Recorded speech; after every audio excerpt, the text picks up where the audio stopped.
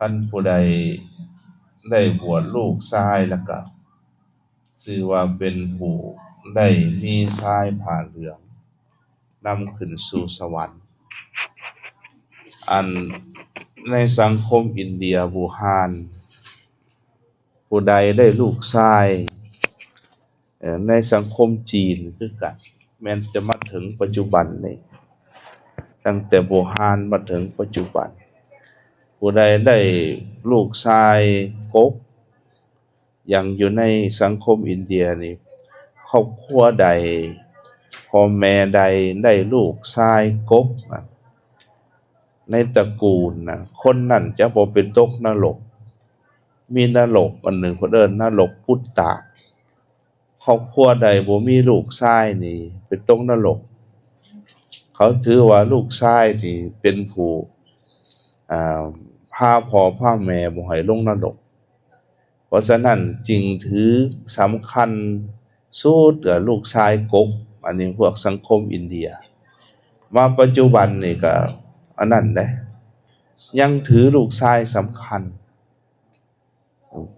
อย่างครอบครัวหนึ่งนี่มีลูกชายผู้หนึ่งมีลูกสาวผู้หนึ่งหรือลูกสาว2คนการนอนนี่ลูกสาวกับลูกชายนอนในห้องนี่เขาสิให้ลูกชายนอนเทิงเตียงลูกสาวล่ะนอนพื้นเพราะว่าถือว่าลูกชายเป็นสำคัญคันผู้ใดได้ลูกชายกกนี่ประมาณว่าเกิดขึ้นมาแล้วนี่ประมาณ7มื้อหรือปีหนึ่งเขาจะเฮ็ดฉลองใหญ่แท้ใดแห่อ้อมเมืองใส่ดนตรีใส่ราชรถแห่คนทั้งหลายก็พากันมาแห่อันนี้แห่ลูกชายพวกชาวจีนก็ถือว่าสำคัญนะลูกชายโดยเฉพาะลูกชายกกอันนั้นในสังคมสมัยก่อนก็ดีปัจจุบันก็ดีทีนี้มาในสังคมลาวเฮานี้เฮาได้นับถือพระพุทธศาสนาถ้าว่าลูกชายได้บวชในพระพุทธศาสนาพ่อแม่ก็ชื่นใจดีใจว่าเฮาได้มีชายผ้าเหลืองของลูกชายนำขึ้นสู่สวรรค์นำพ่อนำแม่ขึ้นสู่สวรรค์ตัวนี้ก็มาพิจารณาโดยหลักเหตุและผลนี่ก็คนโบราณเพิ่นสอนไว้ก็ถูกเพราะพ่อแม่บางคนนี่หาอยู่หากินจนบ่มีฮอดเวลาเข้าวัดแม่นบ่ฮอดบ่มีเวลาทำบุญตักบาตรตื่นดึกลุกเช้าอยู่นอนดึกอยู่แต่ว่าวุ่นวายนำเวียกนำการนำงานจนโอกาสที่จะให้ทานทำบุญโอกาสที่จะไปบำเพ็ญบุญอยู่วัดเนี่ยบ่มีเลยแต่ว่าเมื่อลูกบวชแล้วเป็นจังไดบาดนี้ก็ต้องได้เสียสละเวลาลูกบวช7มื้อหรือ15มื้อก็เอาจะตั้งใจไปบำเพ็ญบุญไปตักบาตรไปทำบุญไปถวายทานนำลูกพระนำครูบาลูกก็ไปพ่อแม่นี่ตอนได้ขณะที่ลูกบวชนี่ก็ไปค่ำเพลค่ำจังหวัดไปวัดได้ทุกมื้อแม่นบ่เมื่อลูกซิกแล้วก็ซิกนำก็บ่เป็นหยัง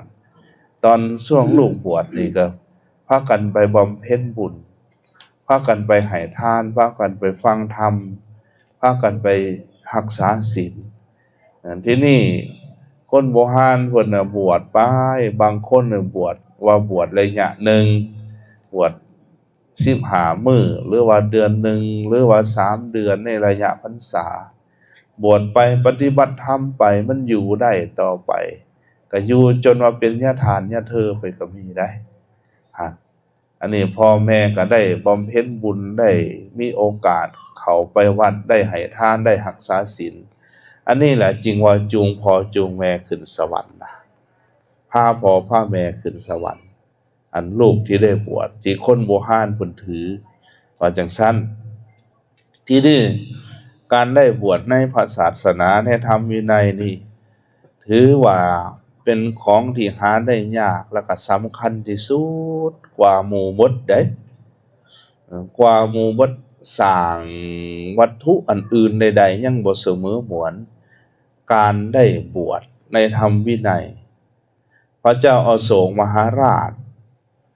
เพิ่นมีความเหลื่อมใสศรัทธาในพระพุทธศาสนาเหลื่อมใสศรัทธาเป็นที่สุดพระเจ้าอโศกเพิ่นไปฮู้ว่าธรรมวินัยของพระพุทธเจ้านี่ 84,000 พระธรรมขันธ์แล้วเพิ่นจึงสร้างวัดนี่ 84,000 วัดแล้วก็สร้างพระธาตุเจดีย์น่ะ 84,000 องค์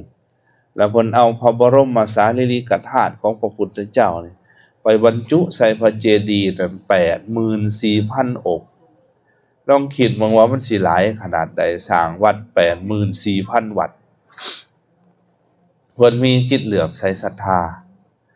ทีนี้เมื่อเพิ่นสร้างแล้วสำเร็จแล้ว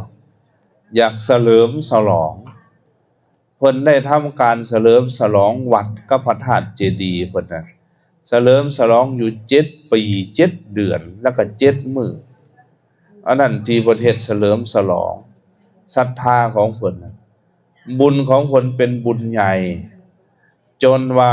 พญามารก็ยังอิจฉาบุญของเพิ่นจนว่าพญามารนี่สิมาม่างเพศทำลายบุญของเพิ่นได้อาศัยพระอุปคุตองค์อรหันต์มาปราบพญามารเอาไปมัดไว้กับภูเขาสิเนรุราช7 ปี7 เดือน7 วันเพิ่นแล้วงานบุญสำเร็จแล้วเบิดแล้วเพิ่นจึงได้ปล่อยพญามารอันนี้คือพระเจ้าอโศกเพิ่นได้ทำบุญได้ถวายทานแก่พระสงฆ์นี่อยู่พอดี12 โกฏนางภิกขุณีอยู่9 ล้านเพิ่นถวายทานน่ะตลอด7 ปี7 เดือน7 วันในอันนี้เฉลิมฉลองพระธาตุเจดีย์กับวัดของเพิ่นได้บำเพ็ญบุญหลวงหลายปานนั้นเพิ่นไปถามพระสงฆ์องค์อรหันต์ทั้งหลายว่าข้าแต่ท่านผู้เจริญข้าน้อยได้บำเพ็ญบุญได้ถวายทานบุญใหญ่ปานนี้ได้มีผู้ใดได้เคยทำบุญเฮ็ดบุญหลายเหมือนกันกับข้าน้อยบ่ได้ผ่านมาในสมัยพระพุทธเจ้าพระสงฆ์ก็ได้ถวายพระพรว่าบ่มีผู้ใดเฮ็ดได้เสมอเหมือนพระองค์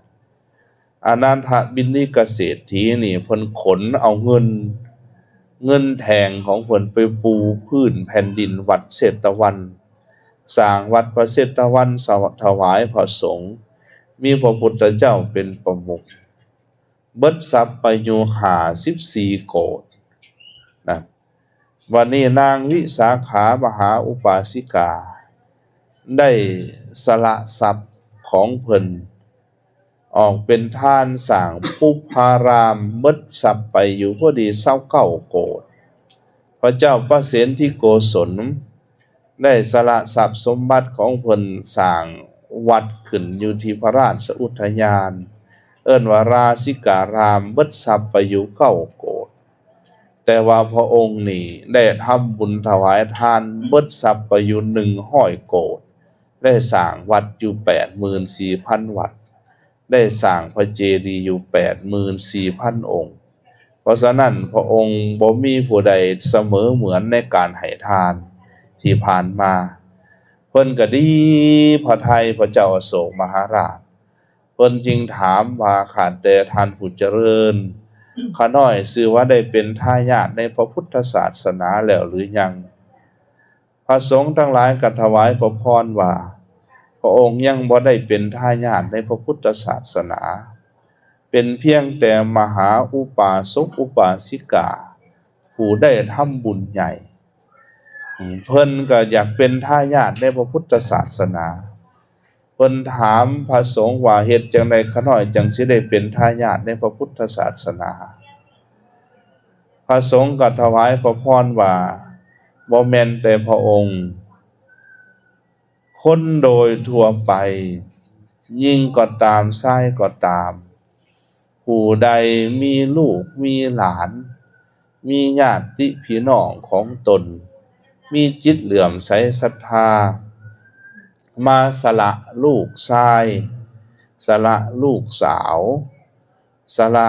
ญาติพี่น้องจนแน่นทีสุดขาดท่านกรรมกรหรือว่าไปหับเอาอุปถัมภ์เอาบุคคลใดเข้าบวชในธรรมวินัยผู้นั่นจริงจะสื่อว่าเป็นทายาทในพุทธศาสนา นี่ยังผู้ใดมีจิตเหลื่อมใสศรัทธามาหับอุปถัมภ์บวชคนเป็นเจ้าสามเณรได้พระอานิสงส์อยู่สี่มหากัปนั่นผู้ใดมีจิตศรัทธานะบวชลูกหลานคนอื่นหรือว่าบวชคนอื่นเป็นสามเณรได้สี่มหากัปผู้ใดมามีจิตเหลื่อมใสศรัทธาเอาลูกเอาหลานผู้อื่นหรือว่าบุคคลอื่นมาบวชเป็นเจ้าภิกขุได้แปดมหากัปผู้ใดนะผู้ใดมีจิตเหลื่อมใสศรัทธาได้มาเอาภรรยาของตนบวชเป็นเจ้านางภิกขุณีมาเอาสามีของตนบวชเป็นเจ้าภิกขุได้พระอานิสงส์อยู่ถึง64มหากัปนะผู้ใดมามีจิตเหลื่อมใสศรัทธาเอาลูกชายของตนเอาลูกหญิงของตนบวชเป็นเจ้าภิกขุเจ้าภิกขุณีในพระศาสนาในธรรมวินัยได้100มหากัปผู้ใดมีจิตเหลื่อมใสศรัทธามาบวชตนเองในพระศาสนาบุคคลนั้นจะได้ถึงซึ่งมรรคผลพระนิพพานอันนี้มีพระอานิสงส์หลายอันนี้เว้าลัดเอาเด้อเพิ่นว่าบวชเป็นเจ้าภิกขุบวชเป็นเจ้าสามเณรแต่ว่าเฮาเว้าลัดเอาว่าฮอดบวชลูกโลดเพราะฉะนั้น การได้บวชนี่มีพระอานิสงส์หลายให้ลูกให้หลานบวชนี่ชื่อว่าได้เป็นทายาทในพระพุทธศาสนาเป็นหยังจังว่าเป็นทายาทในพระพุทธศาสนาเป็นทายาทในพุทธศาสนามันดีจังใดประเสริฐจังใดไม่ออกพอพวกเฮานี่เกิดตายเกิดในวัฏสงสารวนเวียนวัฏผัดไปมาบ่มีที่สิ้นบ่มีที่สุดเฮาบ่ฮู้เลยว่าเฮาสิถึงพระนิพพานเมื่อใดถ้าพวกเฮาบ่บำเพ็ญคุณงามความดีทั้งหลายเฮาบ่ฮู้เลยแต่ว่าคันเฮาได้เป็นทายาทในพระพุทธศาสนาเพิ่นว่าได้เป็นผู้เข้าถึงกระแสเป็นผู้เข้าถึงกระแสแห่งสัมโพธิคือมีเสื้อแห่งการได้บรรลุธรรมอันนี้การได้เป็นทายาทในพระพุทธศาสนาเป็นผู้เข้าไปสู่กระแสสายแห่งการบรรลุธรรมอันนี้สำคัญเด้นั่นพระเจ้าอโศกมหาราชนี่เพิ่นได้ยินว่าผู้ใดเอาลูกชายลูกหญิงบวชจะได้เป็นทายาทในพุทธศาสนาเพิ่นมีลูกชายเพิ่นอันประสูติจากอัคคมเหสีนะซึ่งจะสืบต่อครองราชสมบัติครองชมพูทวีปนะเพิ่นยังสละลูกชายเพิ่นเลยเจ้ามหินทกุมารเจ้ากับเจ้านางสังฆมิตราเพิ่นไปขอให้ลูกเพิ่นนี่ออกบวชในพระศาสนาในธรรมวินัยลูกก็เป็นผู้มีบุญใหญ่พอแต่ได้พอปากลบจังสั่นก็ตั้งใจบวชข้าวหนึ่งก็ได้บรรลุธรรมเป็นพระอรหันต์อันลูกชายก็ลูกสาวคนพระเจ้าอโศกมหาราชเพิ่นก็ดีพระไทยบำเพ็ญบุญคุณงามความดีมีการให้ทานรักษาศีลฟังธรรมอุปถัมภ์พระสงฆ์ตอนนี้เพิ่นไปเกิดอยู่ในสวรรค์สันดุสิตอันนี้คือพระเจ้าอโศกมหาราชเพราะฉะนั้นการที่ได้เป็นทายาทในพระพุทธศาสนานี่ถือว่าสำคัญอย่างใดเพราะพระพุทธศาสนาถ้าบ่มีพระสงฆ์นี่แหละอยู่บ่ได้พุทธศาสนาเบิดพระพุทธศาสนาอยู่ได้ย้อนมีพระสงฆ์สามเณรถึงว่าจะมีพอออกเหลื่อมใสศรัทธาหลายปานใดก็ตามประชาชนคนลาวนับถือพุทธศาสนา70-80% ก็ตามแต่ว่าถ้าบ่มีพระสงฆ์นี่มันจะเบิด เหมือนหลายประเทศอย่างประเทศอินเดียนี่เป็นประเทศที่เกิดของพระพุทธศาสนาแต่ว่าเป็นหยังพระพุทธศาสนาจริงบ่มีในอินเดียจึงหมดไปจากอินเดียถึงว่าประชาชนชาวอินเดียจะประพฤติตามธรรมของพระพุทธเจ้าที่สอนมา 2,000 กว่าปีแต่ว่าบ่มีพระสงฆ์อยู่บ่มีพระสงฆ์นำพาบ่มีพระสงฆ์สืบทอดประชาชนเหล่านั้นก็ไขว่เขวเหมือนกันกับจอกเหมือนกันกับเฟือยเหมือนกันกับแหนที่บ่มีบ่อนจับบ่มีบ่อนจับบ่มีบ่อนข้างก็ไหลไปนั่นก็คือกันญาติโยมเฮานี่ถ้าบ่มีพระสงฆ์แล้วแม่นแล้วเลยพระพุทธศาสนานี่ถ้าเบิดพระสงฆ์นี่แม่นเบิดไปเลยนะเมื่อพระพุทธศาสนาจะเบิดตอนใกล้จะฮอด5,000 ปีนี่มันยังมีพระสงฆ์โคตรผู้สงฆ์ยังอยู่เมื่อใดเบิดโคตรผู้สงฆ์นั้นปึ๊บนี่แม่นพระศาสนาอันตรธานเลยอันนี้ก็สำคัญเด้เพราะฉะนั้นล่ะการที่ว่าเอาลูกเอาหลานมาบวชมันได้สืบทอดพระพุทธศาสนาให้อยู่ฮอด5,000 ปีพวกเฮาผู้มีลูกมีหลานนี่มีญาติพี่น้องเอามาบวชพวกเฮาจึงชื่อว่าเป็นทายาทผู้สืบทอดอายุพระพุทธศาสนาทานอันใดก็บ่เสมอเหมือนกับทานลูกมาบวชนะทานลูกทานญาติพี่น้องมาบวชคันลูกหลานบวช7 มื้อก็ได้เป็นทายาทในพระพุทธศาสนา7 มื้อลูกหลานบวชตลอดชีวิตก็เฮาก็ได้เป็นทายาท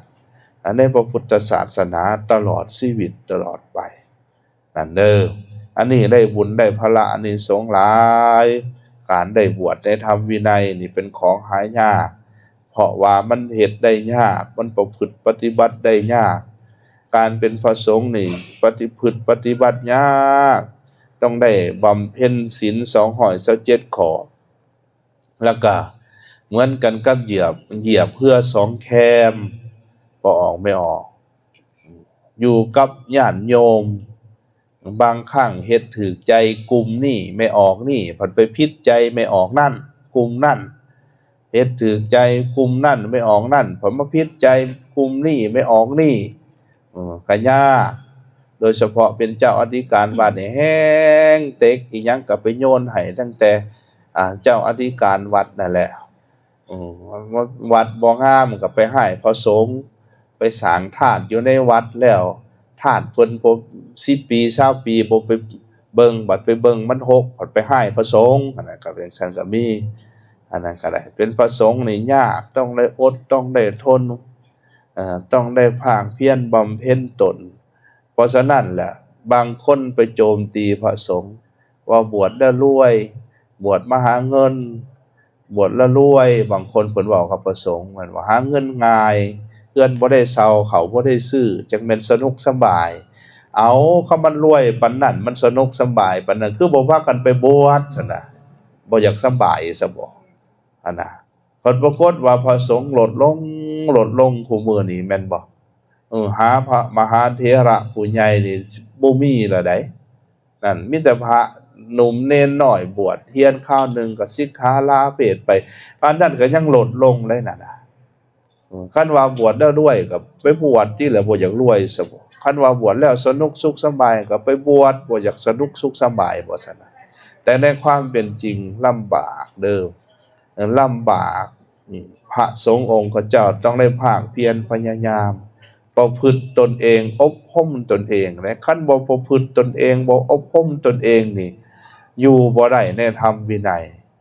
อยู่บ่ได้ในพระพุทธศาสนาพระสงฆ์องค์เจ้าบางองค์เพิ่นพาเฮาสร้างพาเฮาสาพาเฮาบำเพ็ญบุญบอกบุญพวกเฮาเรื่อยนั่นคือให้ญาติให้โยมนั่นเพื่อจะได้มีโอกาสบำเพ็ญบุญมีโอกาสทำบุญบางครั้งครูบาอาจารย์พระสงฆ์เพิ่นบอกเฮาทำบุญทำทานบำเพ็ญกุศลหลายก็จมอีกว่าไม่ออกก็ได้แต่ว่าในความจริงนั่นคนจมนั่นคือพวกบ่ได้ให้ทานดอกคนให้ทานน่ะก็เจ้าบ่จมคนเฮ็ดบุญก็เจ้าบ่จมอันพวกจมพวกเว้าขวัญพวกด่าพระสงฆ์นี่คือพวกบ่ให้ทานพวกบ่เฮ็ดบุญพวกบ่เข้าวัดพ วกนั้นด่าพระสงฆ์เก่งๆอันนั้นนะเขาด่าอยู่ในโซเชียลพุ่นดอกเขาด่าอยู่ในอินเทอร์เน็ตอยู่ใน Facebook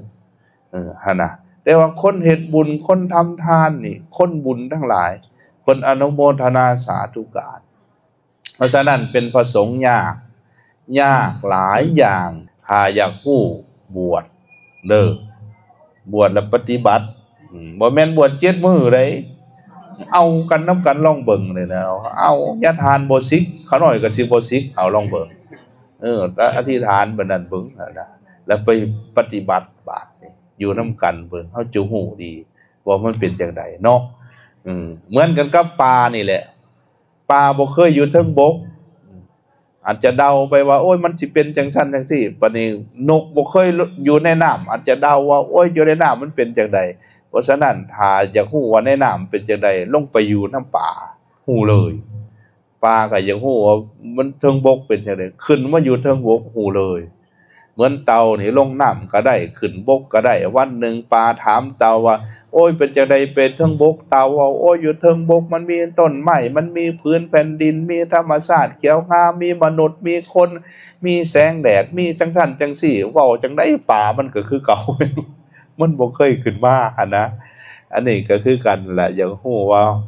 มันเป็นสุขหรือว่ามันลำบากหรือมันสำบายจังไดมาบวชประพฤติพรหมจรรย์ประพฤติธรรมนำกันแต่อย่าสิไปว่าโอ้ยอาจารย์ออกมาแล้วนะซิกออกมาอยู่น้ำพวกเขาน้อยนี่อยากฮู้ว่ามันเป็นจังไดทั้งโลกโอ้ยบ่ต้องไปท่าดอกนั่นน่ะฮู้อยู่เนาะก็เบิ่งอยู่แต่ละมื้อแต่ละเว้นน่ะนะทั้งโลกมันเป็นจังไดอะนะเฮาก็ฮู้อยู่อันนี้บ่ยากดอกนะพระสงฆ์ก็อยู่นำสังคมอยู่นำชาวบ้านเฮาก็เห็นอยู่แต่ละมื้อแต่ละเว้นสังคมชาวบ้านมันเป็นจังไดแต่ชาวบ้านจะบ่ฮู้ว่าพระสงฆ์อยู่แบบใดโดยเฉพาะพระสงฆ์ที่เพิ่นอยู่ตามธรรมวินัยนำพาออกตนญาติโยมว่ามันลำบากส่ำใดต้องใช้ความภาคเพียรคือขันติธรรมวิริยะธรรมอย่างใดเนาะเพราะฉะนั้นจึงอนุโมท